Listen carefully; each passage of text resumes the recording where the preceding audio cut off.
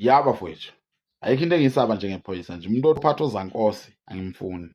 Wathi ubaba kumina wakudla kwasejele. Ngizobolela ejele mina, ngizoba isigqila sasejele.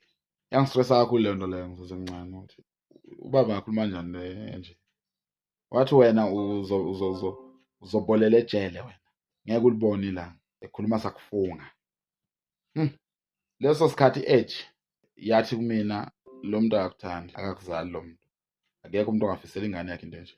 Wathi ubaba wena ngeke usalunga. Ngeke usakhona ukushintsha. Uyolungiswa ijele wena. Ngathi ubaba uyangizonda mina ubaba. Ubaba uyangizonda mina.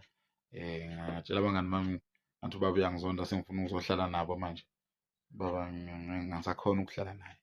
Njengamanje mangibona iveni yamaphoyisa kunento ethi ungayi lapha. And akekho umuntu owake waya emaphoyiseni wafika wathi ngicela ningibophe. Nangempela lo muntu waboshwa. Mangibona iveni kunento phakathi kumina ethi ungayi lapha futhi ungafisi ukuya lapha. Ne-experience yalapha ungayifisi. Ngenxa yokuthi ubaba wathi mina ngizobolela ejele. Angifuni, anginayo futhi nomngane oneveni. Uma uneveni ayingabi ne-canopy. Yani canopy. Angihlangene nabantu abanamaveni. Wathi ubaba mina ngizoba ukudla kwasejele.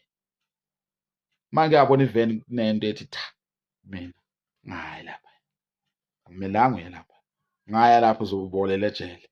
And ayikho enye indlela engingahamba ngayo engeza ukungiyisa emaphoyiseni nasejele. Yikuhambela kude ne-crime phela. Nokuyiqoqa, hlala endlini. Watholakala esiphithiphithini. Uma uphuza ahambe uyokuthenga utshwala uphuzele la endlini. Uma uzwa ukuthi shela yena loyo la endlini. Mfazi wakho. Qala phansi umshele. Umfuna inamba thathe yakho. Ubone ukuthi mangaka amacala azokulandela ekseni. Umlambile hlala phansi. Ngena kamakhelwane, ususa ipride. Ubatshele ukuthi ngilambile, bazokuphakela udle, uzokwazi ukucabanga. Kanjalo nje usesimo.